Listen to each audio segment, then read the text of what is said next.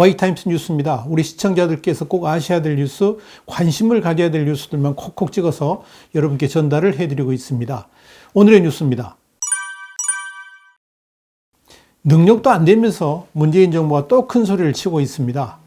유럽발 여행객에 대해서 전수검사를 지금 하고 있지 않습니까? 그런데 지금 다 못하고 있습니다. 그런데 이제는 미국발 여행객까지 전수검사를 한다고 합니다. 정세균 국무총리가 25일 날 이 우한 코로나 사태하고 관련해 가지고 유럽발 입국자에 대한 전수검사에 이어서 미국발 입국자에 대한 강화 조치가 시급하다라고 밝혔습니다. 정세균 총리는 이어서 시급성을 감안할 때 늦어도 27일 날 0시부터는 시행하는 것이 목표다라고 밝혔습니다. 그동안 정부는 이 우한 코로나 해외 유입 차단을 위해서 지난 22일부터 모든 유럽발 입국자에 대해서 진단검사를 실시하고 있습니다. 미국발 입국자에 대해서는 입국 강화 조치를 검토해 왔었습니다. 자, 뉴스 쪼개기입니다. 이 뉴스 쪼개기는 오늘의 이 뉴스에 대한 Y타임스 시각을 명쾌하게 정리하는 코너입니다. 현재 미국 출발 여행객의 국내 입국자 숫자는 하루에 한 3,000명 내외 정도입니다. 문재인 정부는 이 입국자 전원에 대해서 현재 유럽발 여행객들에 대해서 실시하는 이 우한 코로나 전수검사를 미국발 여행객까지 확대하겠다는 것입니다. 그런데 이런 모기장 활짝 열어놓고 모기 잡는 방식의 방역이 얼마나 무식한 대응인지 우리 신문이 이미 지적을 한 바 있죠. 아니나 다를까 전 유럽 여행객들에 대한 전수검사에 문제가 생겼습니다. 하루 1,200명 정도를 예상하고 세웠던 방역 대책이었는데요. 22일 날 하루 입국자 숫자가 1,440명에 이르게 되니까 당장 과부하가 걸린 거죠. 문제가 생겼습니다. 검사 인력이 부족해가지고 검사가 몇 시간씩 지연되기도 했고요. 대기시설이 부족해가지고 의심 증상자들하고 그렇지 않은 사람들이 한 공간에 장시간 섞여서 대기하기도 했고 앉아서 밥을 먹기도 했습니다. 엄청난 부작용들이 속출을 했죠. 심지어 공항을 빠져나온 입국자가 뒤늦게 확진되는 같은 이런 문제도 불거지니까 부랴부랴 검사 방침을 바꿨습니다. 결국 중앙방역대책본부는 24일 날 오후 2시부터 유럽발 입국자 중에서 증상이 없는 내국인은 자택 근처 보건소에서 3일 내에 진단검사를 받도록 하겠다라고 방침을 바꿨습니다. 그러니까 일단 한국인들은 증상이 없으면 그냥 일단 내보내겠다는 거죠. 원래 22일 0시부터 전수검사를 시작할 때는 코로나 의심 증상이 있으면 공항 내의 검역소에서, 증상이 없는 입국자는 입국 심사를 마친 다음에 연수원시설 같은 데로 이동해 가지고 검사를 받게 했는데요. 이 방침을 바꾼 겁니다. 문제는 이미 문제점이 불거진 것입니다만은 입국 당시에는 유증상자가 아니어서 일단 통과가 되었는데 나중에 확진자로 이렇게 확인되는 경우, 이렇게 발생하는 경우가 왕왕 일어났다는 이야기입니다. 그러니까 검역과 입국 후 검사로는 무증상 감염자를 걸러낼 수 없다는 한계가 이미 드러난 겁니다. 23일 날 확인된 이 해외 입국 확진자 27명 가운데 5명도 입국 후에 국내에 머물다가 뒤늦게 확진된 경우입니다.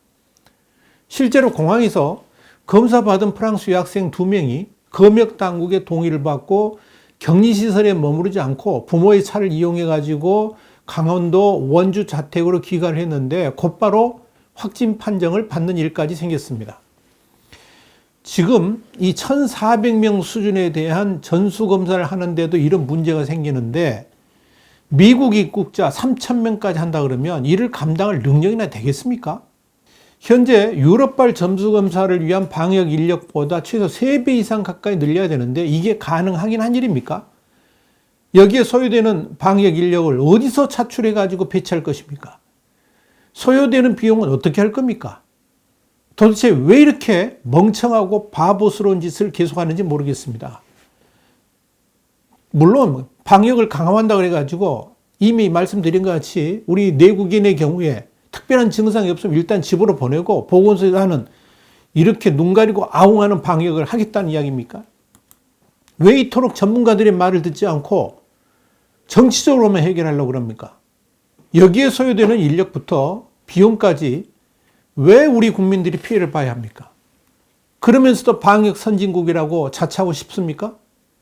정세균 총리에게 묻습니다. 정 총리는 공항 방역의 실상에 대해서 어느 정도 알고 있습니까? 전수검사의 한계에 대해서 알고나 있기나 합니까? 미국발 여행객까지 전수검사를 확대한다 그러면 하루에 최소 4,500명 이상 처리를 해야 되는데 그 대책은 제대로 수립되어 있기는 합니까? 지금 1,400명에 대한 전수검사를 하는데도 저 난리인데 하루에 4,500명 이상 처리할 방도는 과연 있느냐고 묻고 있는 겁니다. 그뿐입니까? 미국까지 확대된다 그러면 하루 최소 10억 원 이상의 세금이 줄줄 새 나갑니다. 그보다 아예 유럽 입국자부터 전면 금지 조치를 내리는 것이 현명한 건 아닙니까? 정부가 그렇게도 강조하고 있죠. 2주간 동안의 사회적 거리두기. 이 기간만큼이라도, 지금 뭐 그것 때문에 교회 때려잡고 난리인데요. 이 기간만큼이라도 전면 입국 금지 조치를 행하는 것이 마땅하지 않냐는 이야기입니다.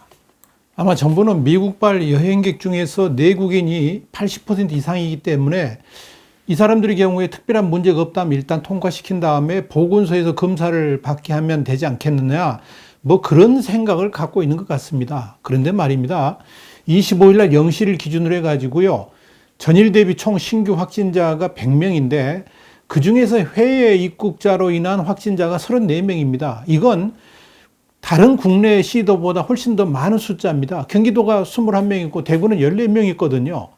금역 외에도 지역사회에서 해외 유입 사례로 확인된 환자 17명 있었습니다. 내국인이 15명이고 외국인이 2명인데요. 여기까지 합치면 총 51명, 100명 가운데 51명이 외국으로부터 온 여행객 때문에 생겨난 일들입니다. 검역 과정에서는 물론 입국 이후에 지역사회로 돌아갔다가 확진된 환자까지 포함한 해외 유입 사례는 전체가 227명입니다. 이때까지 우한 코로나로 인해 가지고 전부 발생했던 총 확진자의 2.5% 수준입니다. 그리고 최근 들어서 생겨난 것에 대해서는 상당한 많은 비율이죠. 그러니까 24일 하루만 해도 절반 이상이라 이야기입니다. 자, 상황이 이런데도 계속 문을 열어놓고 있겠다고요? 도대체 이 정부는 누구를 위한 정부입니까? 누구를 위해서 존재하는 것입니까? 와이타임스 뉴스였습니다. 이어지는 뉴스 한 줄 평 꼭 보시기 바랍니다. 다음 시간에 더 핫한 뉴스로 여러분을 찾아뵙겠습니다. 감사합니다.